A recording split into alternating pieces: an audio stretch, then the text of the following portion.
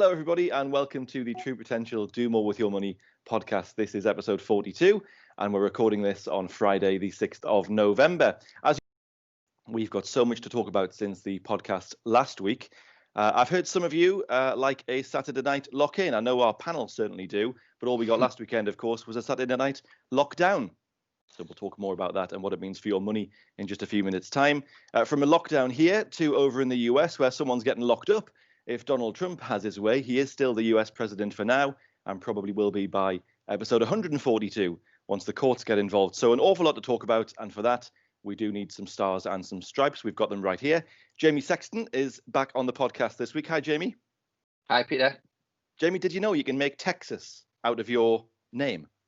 Can you? Yes, you can. In my desperate prep to try to theme for all of this, I was trying to work out what we could do. And your name, you can get Texas. If I move across to Daniel to keep the US theme, Daniel, Harrison County. Do you know where Harrison County is? No. Neither do I. No.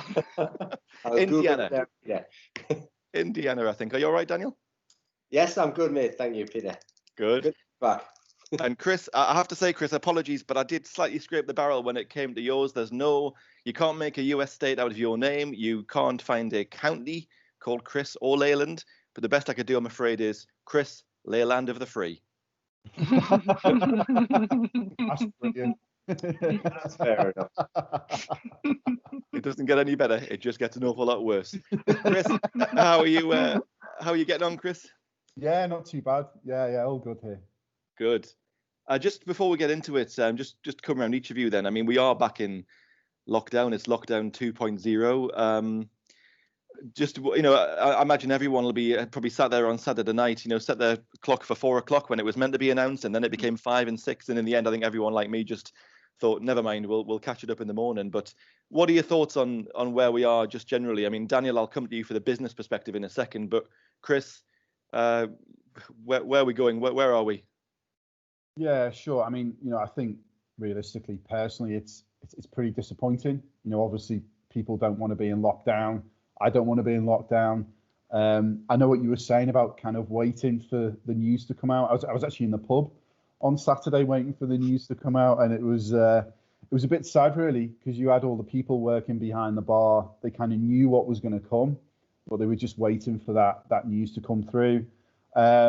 But yeah, I think, from my perspective, hopefully it'll be a short lockdown. Hopefully we'll get through this, and we can just continue on the path of normality. And Jamie, just coming through to you then, more time for you to spend on an exercise bike behind you. It's funny, Peter, because as you know, I think I went to a pub for the first time about 2.5 weeks ago because I've been still pretty nervous. I think Dan got a picture of a pint of Guinness just to prove that I was in there. And then the second time I was in a pub was on Friday night, and I'm thinking, right, I'm getting used to this now. I'm a bit more comfortable. And then on Saturday, I'm told I'm not allowed to go for 4 weeks. So I don't think I'll see another pub till Christmas. That might cost me some money as well. You'll have to explain why everyone else laughed at that moment.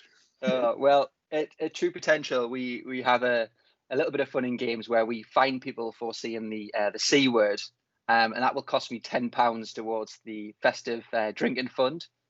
I hope it doesn't cost £10 every time someone plays this video, Dan. Well, it could be for the amount of viewers. So we normally get a few thousand viewers every week, Jamie. So, dear, could cost a little bit of money. You just need like a little ticker in the corner, like going ding every time somebody says it. Every time Jamie says it. I'm normally pretty good at it, actually, so I think I've really fell for that this time. Good. Really early on. That's made my morning already. And Daniel, obviously you're back now, working from home like everybody else. But I mean, we'll get into some of the markets and what that means for people's money. But obviously for advisors and clients who have money and work with True Potential, just from a business point of view, we expect no disruption because we've had a run at this. We actually came out stronger of lockdown 1, if you like. Just tell us how we go in now as a business into lockdown 2.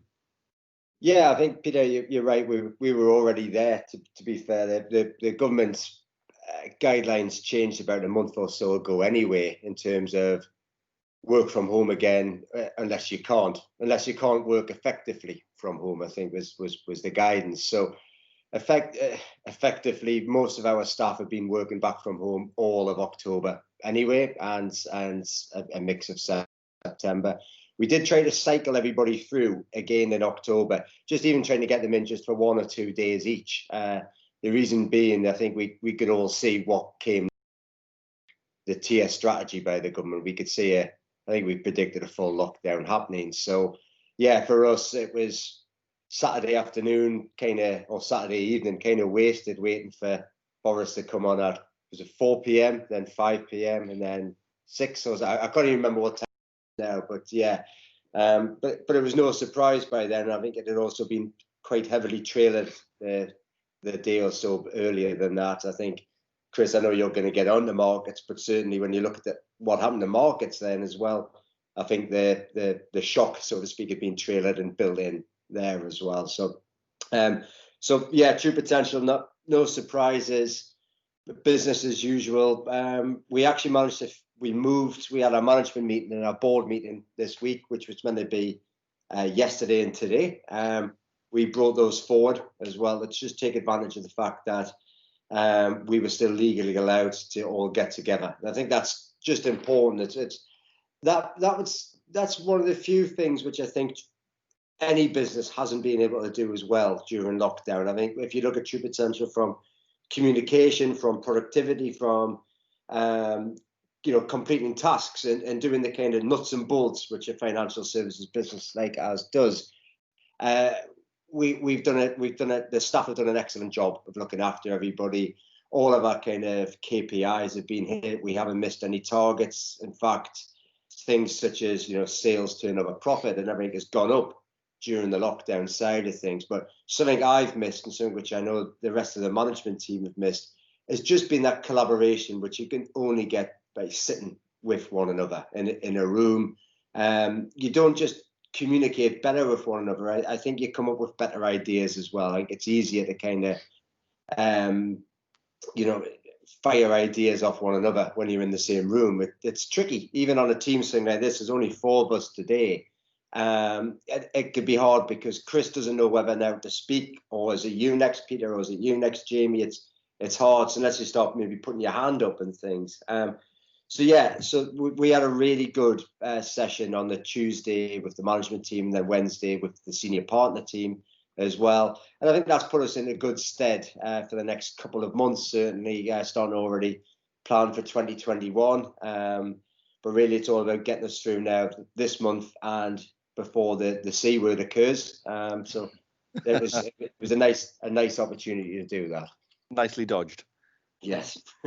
I mean, they always say the sequel is always worse than the original. So do you think, maybe not for true potential, you've said how, actually this year will prove to be the best on record for lots of reasons, but not, connected, and some not connected with lockdown. But do you think in the economy more broadly, looking at all sorts of businesses, whether, from the high street shop to the huge chains of supermarkets, do you think this will, maybe they just survived the first one? Do you think now we're going to see a lot more business failures? Or I know they've extended furlough support for up until March now, but do you think this will be a tougher economic one, even though it's a shorter punch, but just because businesses perhaps have used up cash reserves or whatever it might be?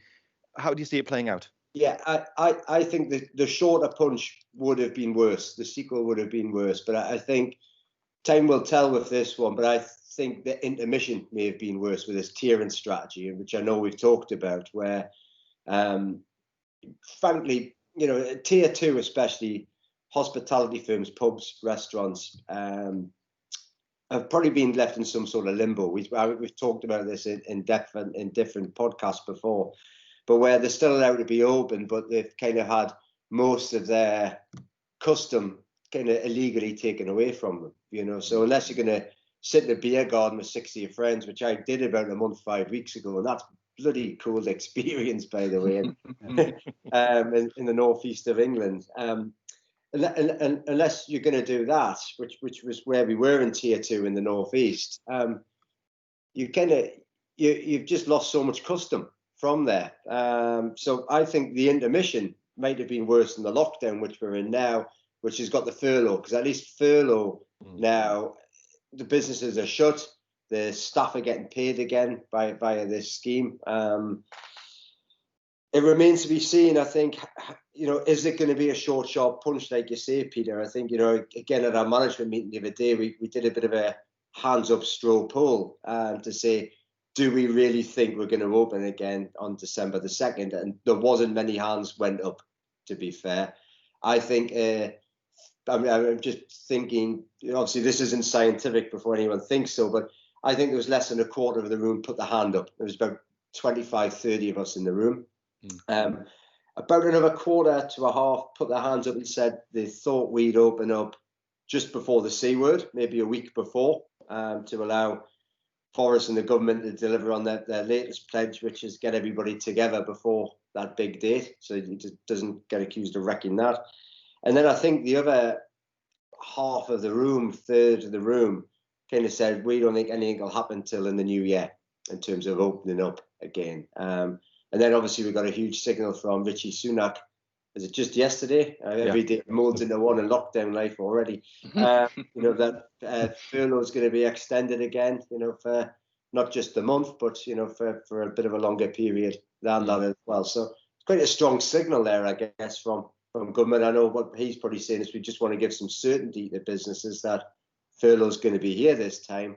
But it's almost a bit of a conflict when you're getting told, yes, it's a 4-week short, sharp lockdown, but here's furlough lasting longer. I wonder whether the furlough thing is partly about that, but maybe a bit about Brexit coming down as well at the end of the year, and perhaps, just as you say, a bit of business certainty. But we'll see. Funny enough, I think I was perhaps one of the ones who thought it would end on December the 2nd, because I think there's a trick to be had there, which is effectively the entire of all of England. Appreciate the other nations in the UK are doing slightly their own thing, but in England, we're all effectively in tier 3 now.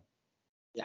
All he would have to do to end a so-called national lockdown would be to bring the southwest or the northeast back into tier 2, and effectively then you've ended the national lockdown. So that may be what they do, is on December the 2nd start to bring people out into tiers. And if you might well be still leaving the northwest, you might be leaving parts of London and the southeast in tier 3, depending on how it is. But you can possibly then claim that you've ended the national lockdown, which will be the trick to watch out for. It'll be a sleight of hand trick, but we know that's how these things tend to play out. Jamie, have you heard? We're only a couple of days into this new English lockdown. Have you had any feedback from the advisors or the people that you deal with in the business, just in terms of how they're sort of making that transition? No, Peter. I think that we got especially the advisors, even head office advisors, and actually going into the field advisors, they actually got used to this type of way of working, of where they didn't have to go into a customer's house and advise them via that route, and they could advise them via the routes we're looking at now, or using Teams, Zoom, etc., or phone calls. And I actually, for me personally, I think that's starting to become the new way. So there will be certain clients that potentially want you to come to their home, but for an advisor, they could do maybe 1 meeting, 2 meetings a day, driving around to people's houses and going through that, where it's very simple for them to set up an environment like this, where actually what's happened is lockdowns made their customers and made clients aware of how to use this technology.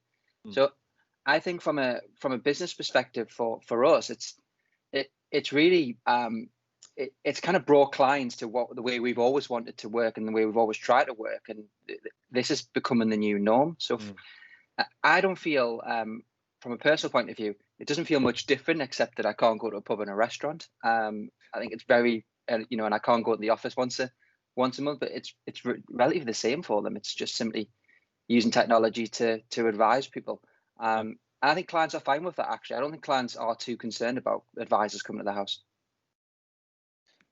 Yeah. And Chris, we've heard there from Daniel and Jamie about how it's affecting, say, True Potential, and then the wider sort of, say, UK economy, some thoughts how it might play out. But give us your insight then into, if you like, the markets domestically, but then you think about Europe and the wider world as well, and very different takes on what's happening, say, in the Far East and what's happening over in the US. And actually, I think a fairly positive week on the markets this week. But go on, you tell us how things have shaped up in the last 7 days since the last podcast. Yeah, no, Peter, you're exactly right. It's been a pretty incredible week for stock market returns. So just to give you some stats, so the UK's up 6% over the week. You've got the US up 7%. You've got Europe up 8%. You've got Japan up 6% and China up 4%. So that's a pretty good week in terms of stock market return overall. And in some ways, if you take a step back from it, it probably feels a little bit weird in the fact that, we're in lockdown 2.0, whatever we want to call it. But actually, you're seeing stock markets producing those incredible returns. So it's probably just worth thinking about, why is that overall? I think there's a few things. Firstly, there's the US election, which I know it's something that we're going to talk about. But Biden is seen as the most stock market friendly candidate right now. And when you look at the polls, obviously it feels like Biden will be the winner. I don't know exactly when that will happen, but when you look at the polls, that's the way that it's looking right now. I think outside of that, you've seen central banks, governments on the sidelines continuing to provide support. So what was called Super Thursday. So that was when the Bank of England came out and said they were extending quantitative easing by another 150 billion pounds of bonds. You obviously had Rishi Sunak extend the furlough scheme to March. So again, you've got support in the background. And you've not just seen that with the UK, you've seen that with the US as well. So the Federal Reserve came out and said last night that they'll do whatever it takes to continue supporting the US economy overall. And then I think finally, one thing that maybe we forget about a bit is that actually there are other areas in the world that are doing pretty well right now. If you think of China, China's basically open for business. And you've seen that come through in stock market return. China's been one of the best performing stock markets. It's an active position that we have within the True Potential portfolios as well. So from my perspective, in summary, things feel quite positive, even though maybe personally things feel quite negative. And actually what you're seeing is investors looking through the lockdowns, they're investing globally, they're seeing that support on the sidelines. And actually, there's more positive events to come. Potential for US stimulus to be agreed, potential for a vaccine to come through. These are all going to be the next leg up in equity markets overall. So even though maybe your person doesn't feel great, the stock market environment feels pretty good at the moment. Yeah. Chris, a quick question from me on that, and then maybe Daniel and Jamie might have a question for you as well, or a thought. You mentioned there that the stock markets in the US particularly seem to indicate that favor a Biden administration. Yeah, but of course, Donald Trump makes great play of the fact over the last 4 years, the US markets have done really well, the economy's shot away, and he claims that as his big reason to have been voted back in. Is the famous phrase, it's the economy's stupid. And of course, he's really pushed that it's all down to him and his policies. Big questions about how much he inherited from Obama.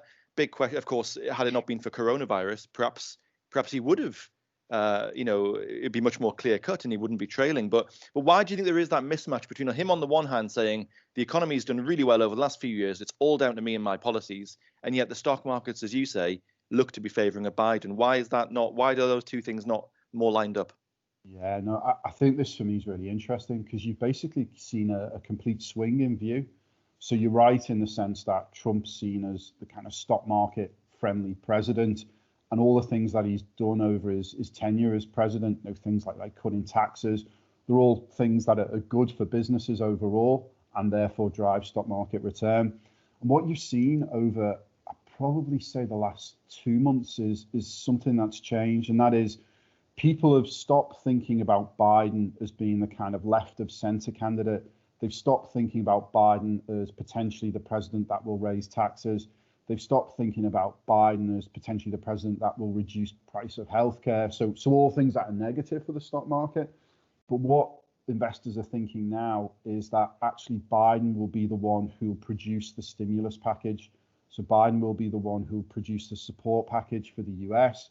The belief is that under Biden, it will be much bigger than under Trump right now. And that's what the stock market wants.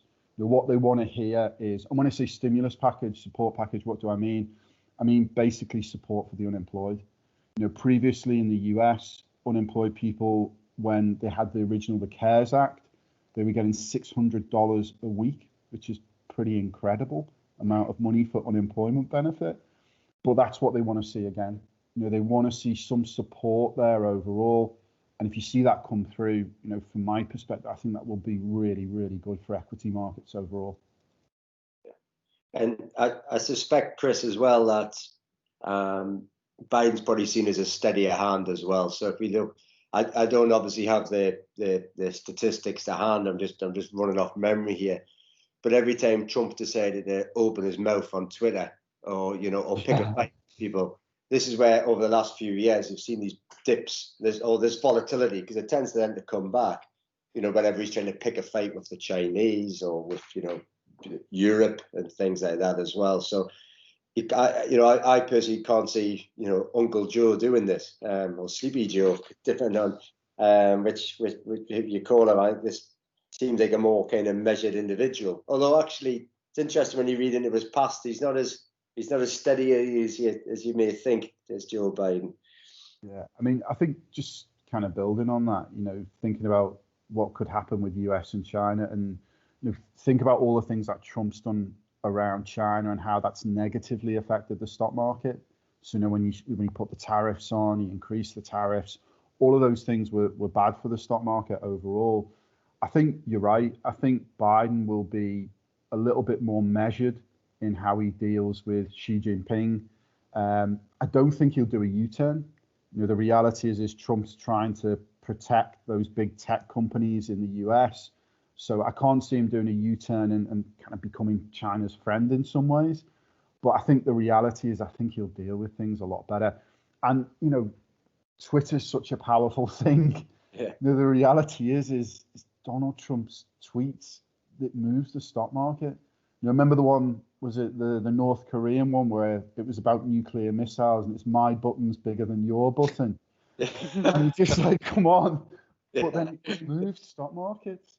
Yeah. So again, it's, for me, I think Biden could be a slightly safer pair of hands, but I'd use that word slightly. Yeah. To Trump.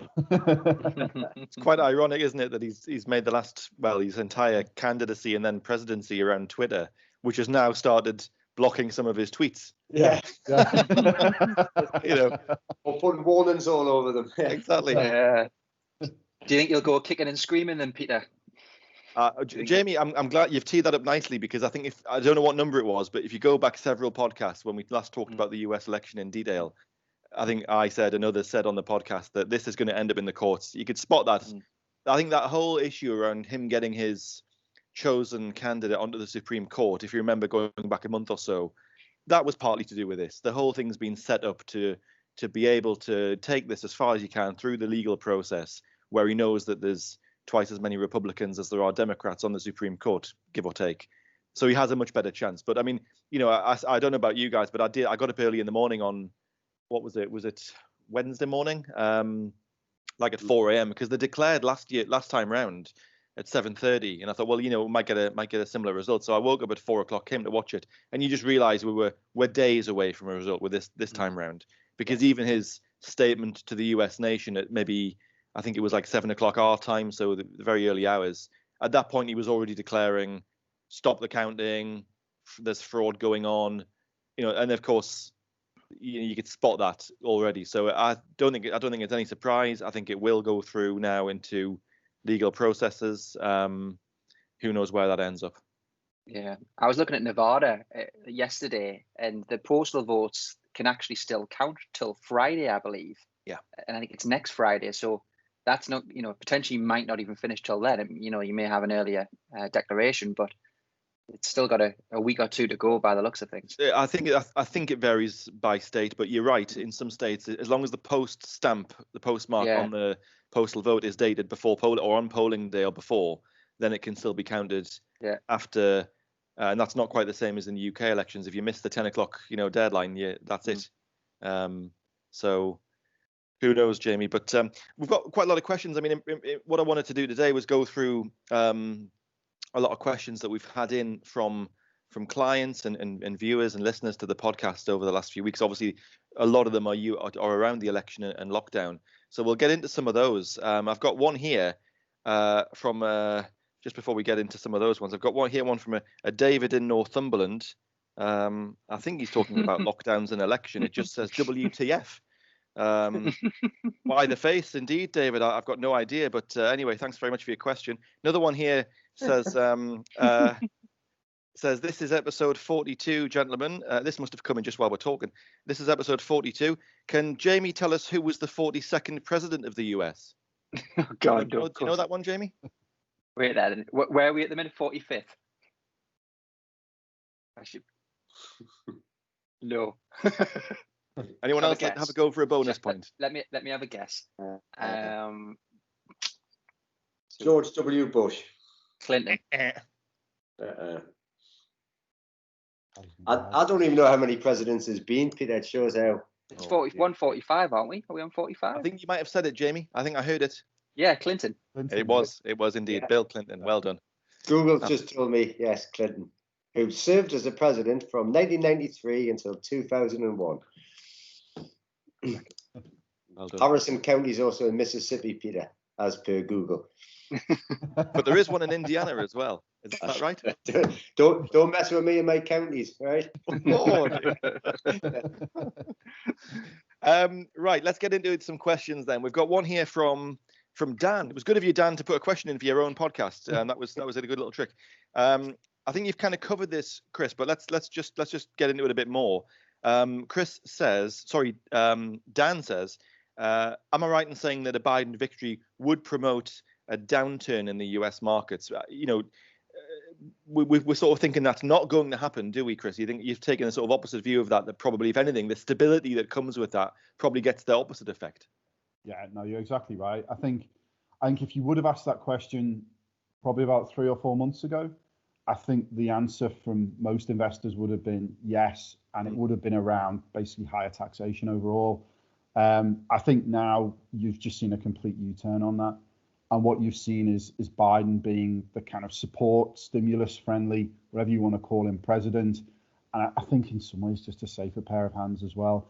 You've seen that come through in stock market performance this week, not just in the US, but also globally as well. So I think, a lot of that's been priced into stock markets right now. Yeah. But when we do get that confirmation, whenever it is, if it's now, if it's in a few weeks' time, if it's not until Inauguration Day on January the 20th, that Biden's the next president, for me, I do see the stock market actually reacting favorably to that overall. And Daniel, just to pick up on that point, I mean, the diversification point in terms of the true potential portfolios, that's a really critical moment. And in many respects, as Chris said in his sort of outlook and review of how we are in the markets, you think about what's happening in the Far East, you think of what's happening in Europe. We've got, whether we like it or not, there is going to be some degree of turmoil in the US, probably for the next certainly few weeks while they battle this one out. But that goes to the point about diversification, doesn't it? It does. Or a less posh way of putting it, don't put all your eggs in one basket.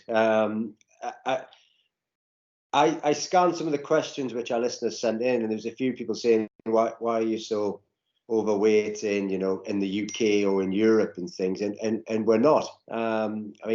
Chris knows better than me, but we're genuinely not. I'm not sure where we got that question from, because I know we spend a lot of time in this podcast talking about where our money's split, and it's not just diversified in terms of where it is geography wise, it's diversified in terms of its currency. It's also diversified in terms of its asset type as well. So asset type being everything from an equity through to, a commodity such as gold and everything in between. So like Chris, for instance, I know one of your better performers has been in the Far East recently. Is that right?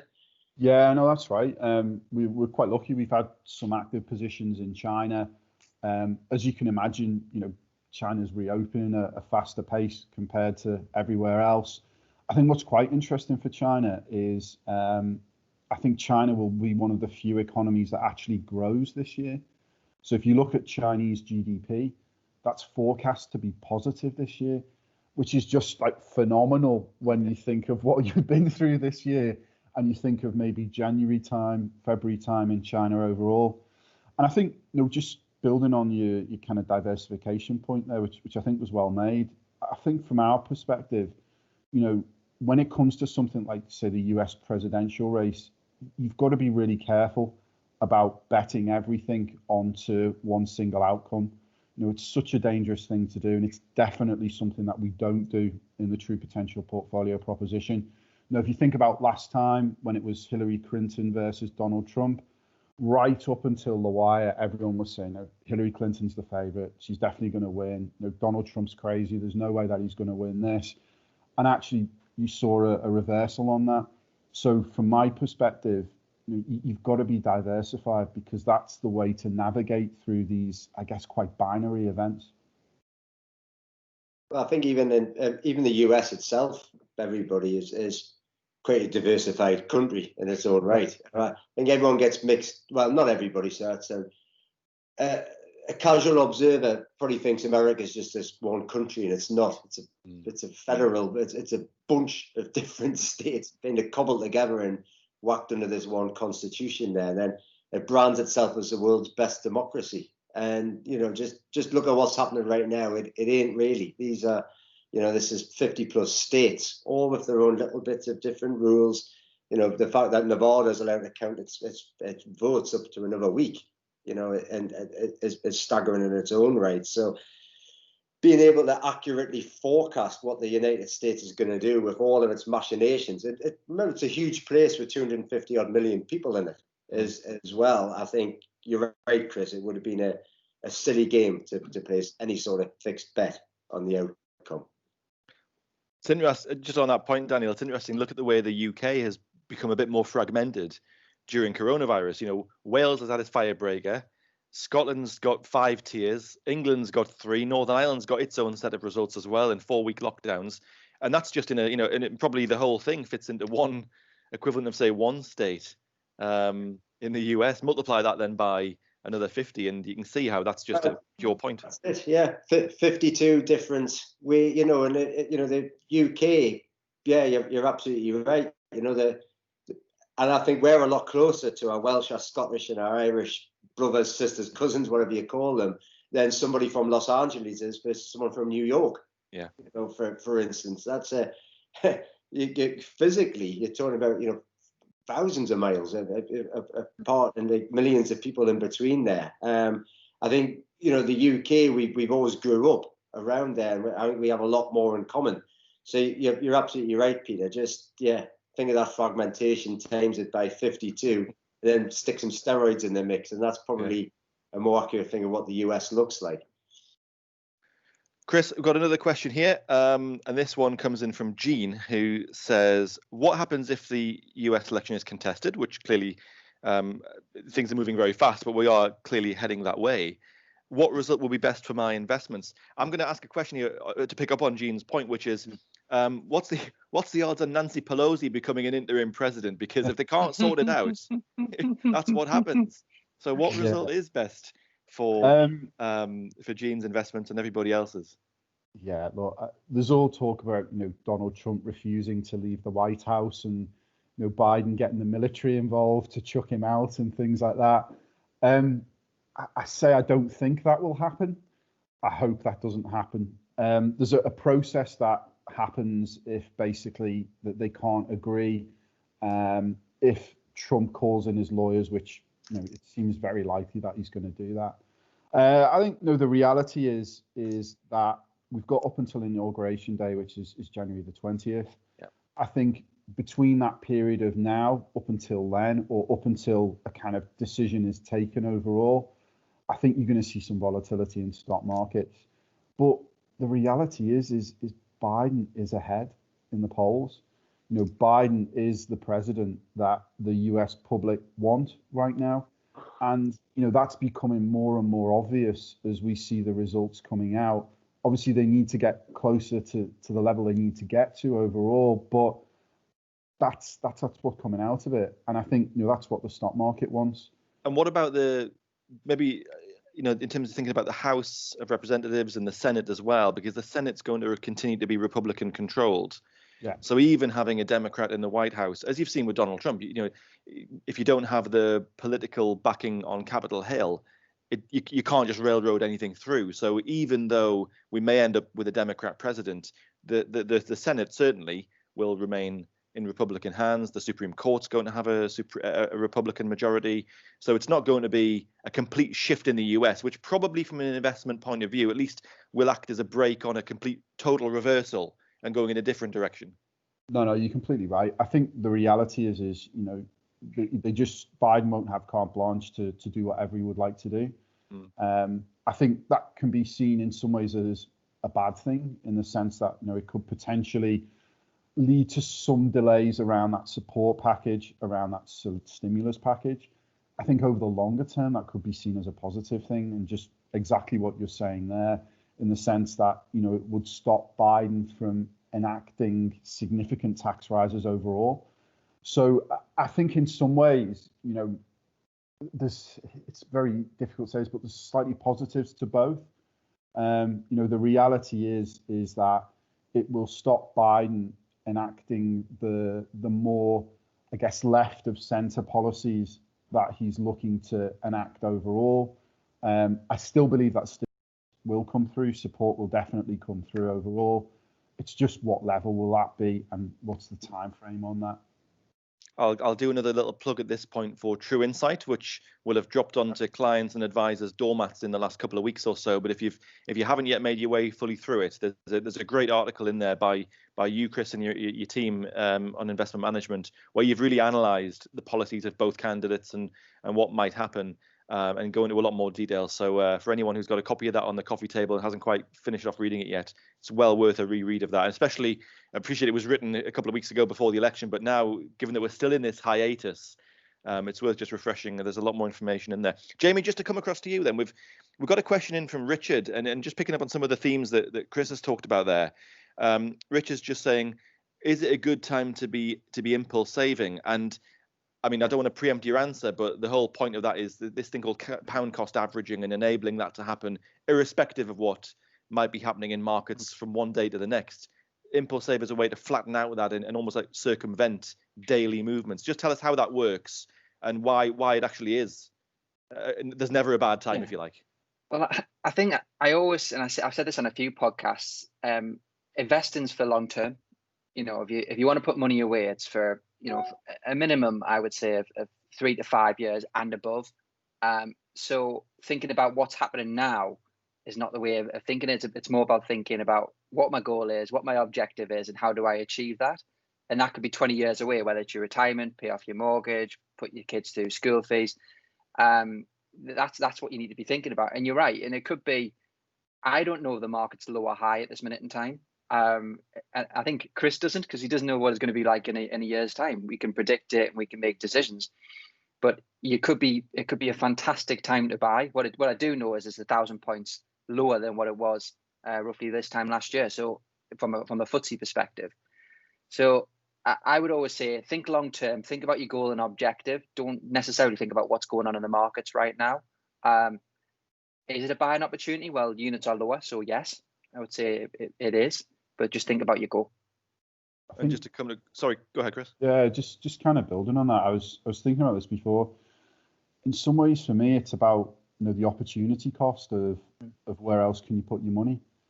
And let's say, I don't know, at the end of the month you've got whatever 200 quid left over, and the choice is either you leave it in the bank account or you decide to invest it. And for me, if you leave it in the bank account, there's one thing that you're guaranteeing, and that's that you're going to get either very little or zero return on it. Mm-hmm. And that's the environment that we're in right now, because interest rates are just so low, not just in the UK, but basically throughout the world. And that's not going to change in the next few years in reality. So for me, it's almost like there's not really anywhere else you can put it other than invest it if you want to get some kind of decent return. So from an impulse play perspective, I think Jamie's right. I do think it's a good opportunity right now to buy. However, the reality is it's almost always a good opportunity because there's not return elsewhere. He says make sure you've got a goal on so if you look at True Potential technology, you can set a goal which can be as short or as long as you want it to be in terms of time scale. It can also be the same with the value. And why set a time scale? Why set a value? It gives you a destination to aim for. I think that's what a good financial goal should be. So it's try not to make it wishy-washy if you can. Try not to just say, I just want to be better off. What do you mean by better off? Make it like, I want to retire when I'm 55. I want to retire when I'm 60. I want to retire when I'm 65. And when I retire when I'm 65, I want to take an income from my pension of £25,000 a year, or whatever it could be. That then gives you your time scale. So for Jamie, how old are you now? 32? 34. 34, crikey. Lost 2 years. So let's say Jamie wants to retire when he's 65. So he's got 31 years term left with his pension there. So his goal, that's very long term, 31 years from there.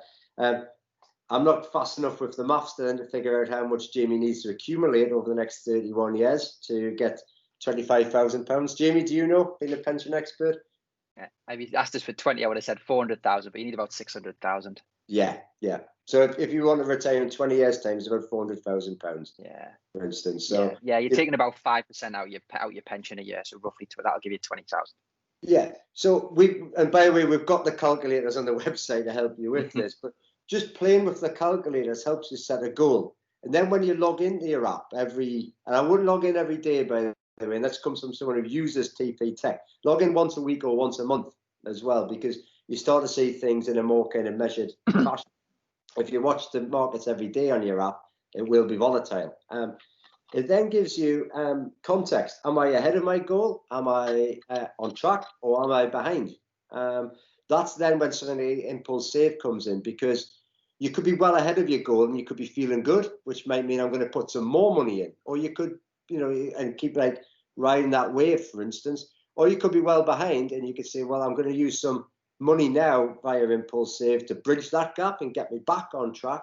Or you might think, actually, I'm going to wait. I'm going to listen to what Chris and people are saying, and I'm going to let the market begin to start to recover before I put the money in. It's darn tricky to try and time the market. It's probably the footnote I'll give there before I get slapped down for giving advice. It is very tricky to choose the right time. I think you've got to ask yourself, can I afford to put this money in right now, and can I afford to have that locked away for the medium to long term, and almost invest it, get back on track with your goal, and just be happy, just to let it do what it needs to do. And that, perhaps, Dan, that's the different philosophy that Impulse Save enables, because it is quite good fun, and probably everyone at some stage in their life maybe does a little bit of this when you're looking at the markets every day and you're maybe watching some of the markets on TV, and it all looks quite simple. And then you realize, actually, I've got no chance here, because all of these I'm always going to be a day behind minimum for what's actually happening, which is the conclusion you probably come to is someone like Chris and his team who have got their eyes on it, years of experience, they know exactly what they're doing. I'll let you handle my money. But while all I need to worry about is taking a step back from all of that nonsense and greens and reds and leave that to the experts, all I can control is I can put £1 or £5 or £10 in every couple of days and just almost ignore as we've discussed on this, whether it's Brexit, whether it's a virus, whether it's a US election, whether it's something else. To a large extent, you just ignore that. And as long as you do what you can do and just put a few pounds in when you can afford it every now and again, and then let the experts handle it after that. Yeah, look, we're the world we're in. We're international. We're linked with everybody. We're communicating. You're seeing data from all around the world. There's always something going on, good or bad. So Peter, you've just, this year you've got Brexit, you've got a US election with fraud, with nonsense, with whatever going on. You've got a pandemic going on, and then everything else in the meantime. Who knows next year? Who knows the year after? There's good things happen, there's bad things happen. But one of the neat things about a market, and if fund managers and traders and everybody else involved in that industry, if they're doing their job correctly, they're spotting the opportunities. Opportunities can come out of bad things as well. So if you look right now, look at who your top performers have been during the pandemic. It's been technology firms, because they're speaking on a bit of kit like we are right now. There's an opportunity realized, Then if you flip it around, who's been hurt by it? Say, I don't know, oil with the transport industry side of things. But do we think transport will come back? Do we think international travel will come back? Do we think flights will come back? You're damn right they will. Everybody I speak to right now wants to go on holiday, wants to go on an aeroplane and go somewhere sunny. So the second that becomes easier, and the second it becomes, you're going to see a huge boom with a different industry. So this is what it's about like threats, opportunities, and just putting your money in a place which doesn't bank just on one opportunity or one threat. It's diversified, as Chris was saying before. And that way you get a great spread and a great worldwide exposure of looking for what's right.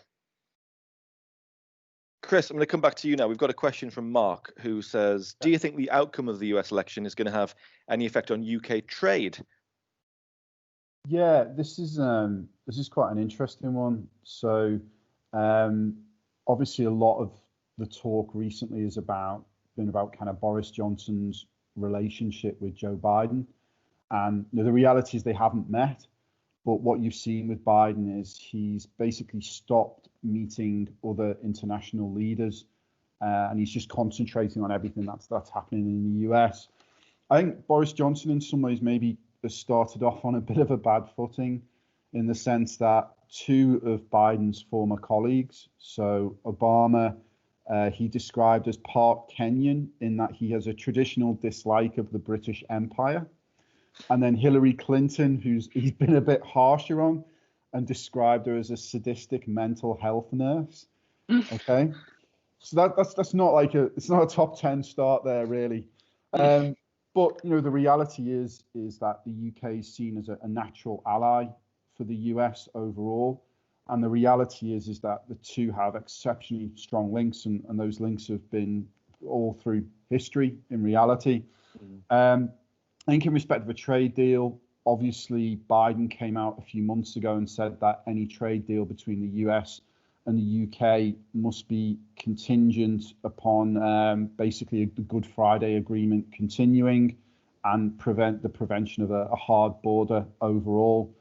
I think the reality is that the UK and the US will need to work together. They'll need to support each other.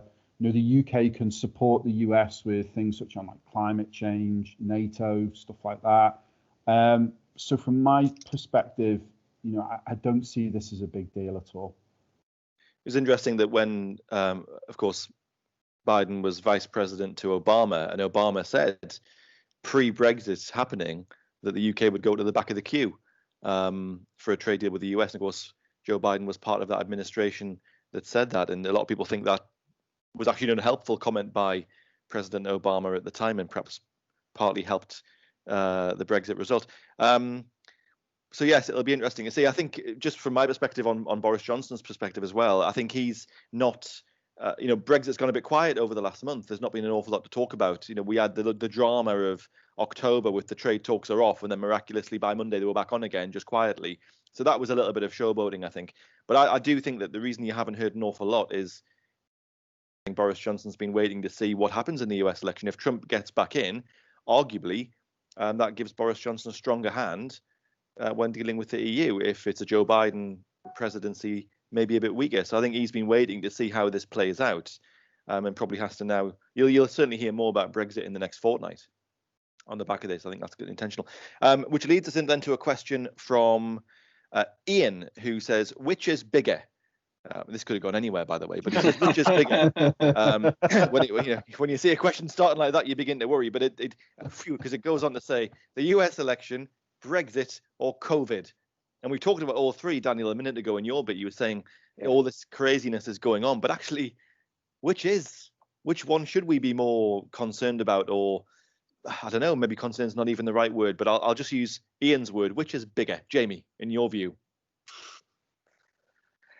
I think COVID's probably the thing that's always going to be the topic until we get some sort of vaccine. And I think if you notice, Brexit hasn't really been mentioned at all this year, bar in the last couple of weeks, really, in my opinion.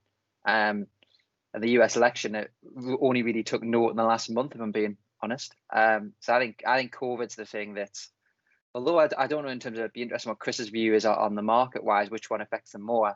But I think for me, COVID is the bigger one to concentrate Daniel, on. From a business point of view, Daniel, before we get Chris's take on markets, but from your perspective as a business, what worries you more? What worries me the most, I don't actually think any of them worry me. Which I don't, it sounds like a really, I don't know, either daft statement or like brave statement. Just to kind of answer Ian's question as well, COVID's the largest one because it affects the world. If you look at it from a pure quant side of things, it involves everybody in the world. Every person has the potential to get this virus or be affected by it. Brexit is political. It's about trade. It's about commerce, but it's political as well. The US election is political as well. Political events happen all the time, all around the world as well. In the main, they tend not to stop what we as humans like to do, which is trade with one another, visit one another, have freedom of movement, all of that. Apart from there's obviously some regimes out there politically which obviously prevent that. But no matter who wins the US election, if there's COVID next year or if there's a cure or a vaccine or whatever, we can go to America, we can go to the United States and they can come here. If Brexit, if we get a deal or we don't get a deal with Brexit in the coming weeks, months, or a couple of months now, we can still go to Europe. They can still come here as well. COVID as a pandemic has stopped some of that. It stopped some of the things we take for granted, but it's also came out with some positives as well. So again, if you look at, say, True Potential as a business, we're arguably more effective now as a operational function because of that, because we've to adapt and work in a different way to where we would have been. I was speaking to an architect the other day who's helping us with some space planning for the office, and his view of life is that because of COVID, the way we work in the UK, Europe, and say that a lot more of the developed world has probably jumped 30 or 40 years. So the working from home stuff we're seeing right now and coming into the office for bits of meetings and then going back home and doing what we're doing right now is probably, if you're looking at a crystal ball, it's probably where we would have been in 30 or 40 years time anyway. So I think it's helped accelerate it. So that's why I think that's the biggest event out there. Even if you ignore what it's done to markets this year or not and the economy, because that will recover, it will come back. I think it's fundamentally changed some things we do out there. We could be doing podcast 4,000 in 30 years' time, Peter. Bad luck. You'll still be there with me, Chris and Jamie. And we'll probably be speaking about President Trump Jr., arguing about election fraud with, one of Joe Biden's nephews or something like that as well. It'll still be the same. And there'll probably be something we'll be arguing about the EU entry bill at this stage, because we'll be coming back in.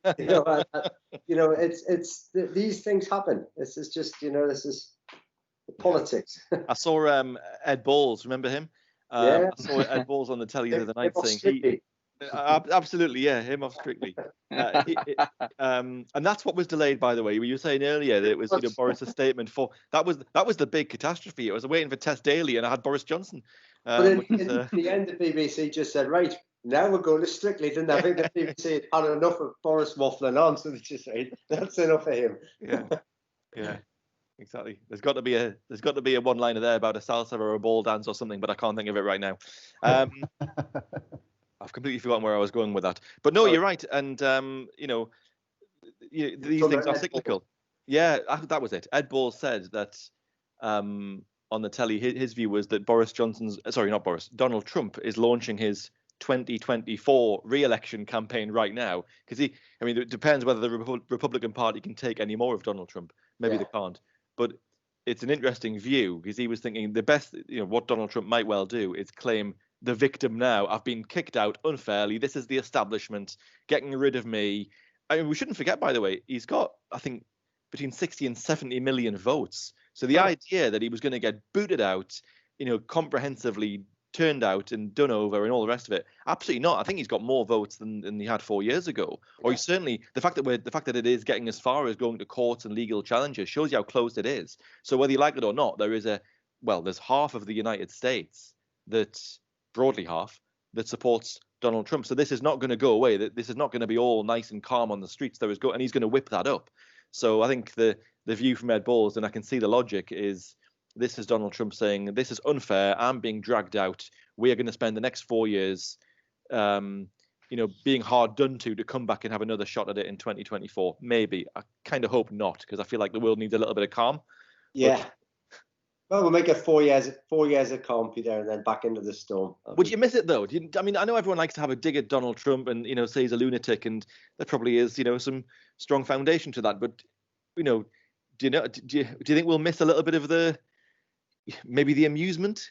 No, I won't. I think politicians should not be there for our entertainment. They should be there to govern and set laws. And the worse the Americans get, the closer the Brits copy them as well. So, each iteration of government is becoming more showbiz over here. And I think we're taking some of that away from the Americans, unfortunately. So, it wasn't that long ago, you had probably one of the most dull men in the world running the country, which, someone like John Major, bless him, but you almost hark back to a time like that now where you've got a good, solid politician, a good, boring man. That reminds me, I want to have a Friday night curry tonight now you've mentioned that. If you don't know what I'm talking about, just Google John Major curry. Yes. I'll leave it up to you. Chris, what's your just as we begin to wrap up then, because we've done about an hour or so, but what's your looking back? Let's assume that Donald Trump isn't going to get in, because if he does, it's going to be on some kind of challenge, less so on just outright votes. But what's your kind of looking back on the 4 years of Trumpism, if I can call it that? What's your big takeaway? This is going to sound maybe overly positive, but he's been really good for stock market return for US equities. Tax cuts, he's been fantastic as a person, as a way of dealing with people. Just very, very different, and not necessarily in a good way. The way he deals with China, his tweets, some of the things he comes out with is just crazy. But certainly for me and my job, he's probably made my life easier in the sense that the US stock market has been one of the best performers. Just I guess moving back to kind of different people in power. I think one of the craziest things is when you had Arnold Schwarzenegger as the governor of California. It kind of shows where you're going with in the US. So nothing surprises me when we see who the next president will be and who will be in power. Yeah, good. Jamie, we're heading into the weekend. We've been in tier 2 for a while, but we're all, of course, now completely lockdown. You said earlier you can't go to the pub, you can't go to a restaurant. What are your plans for lockdown weekend number 1 of lockdown 2, if that makes sense? Well, I've got a little bit of studying that I need to do for an exam I've been trying to pass for about a year. So I'll do a little bit of that. Have you still not passed that English GCSE yet? Come on. I keep failing it, Peter. That's the problem. No, I've got another financial service exam I'm doing, which is a coursework driven. So I'm doing that at the weekend, but I'm also going to get out on the bike, and not this bike, because you can't ride that outside. I'm going to get out on the bike. Yeah, Jamie's just realised that after about 2 years of trying to ride it outside that door, but it doesn't go anywhere. And I actually nearly died last time in terms of I nearly fell in front of a car. And as everyone knows on this podcast, I am Mr. Clumsy. I think it's the wrong time of the year now for you to be out on your bicycle, Jamie. Are you worried for his dad? Should be retired now till April, I think. He's not worried for you, Jamie. He's worried for drivers. Well, yeah, so I'll probably do that. Get a bit. I think everyone did that, didn't they? During the last lockdown, most people found exercise as the way to get out of the house because it was the only way you could get out of the house. So I think I'll probably continue with that. Yeah, Dan, any plans for this weekend? I'm doing a bit of studying as well. Actually, for the first time in a long time, I've decided to put my head in some books. So I'm doing a really dull finance exam at the moment, but. So yes, I'm going to do a little bit of that, and then apart from that, absolutely nothing because I'm not allowed to do anything. Yeah. What can you do, Chris? Tell us one thing you're going to hope to learn this weekend, since learning appears to be on everyone's agenda for the weekend. Yeah.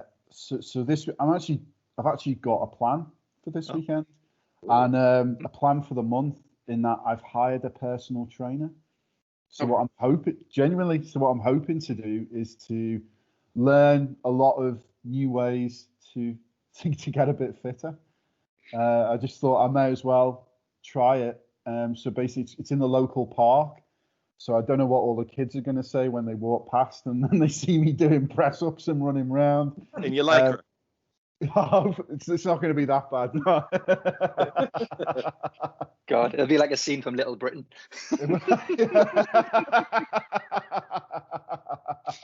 Chris, will you promise us that you'll get your personal trainer or somebody to take some photos and some video of you? I think we need to follow this as a little video diary.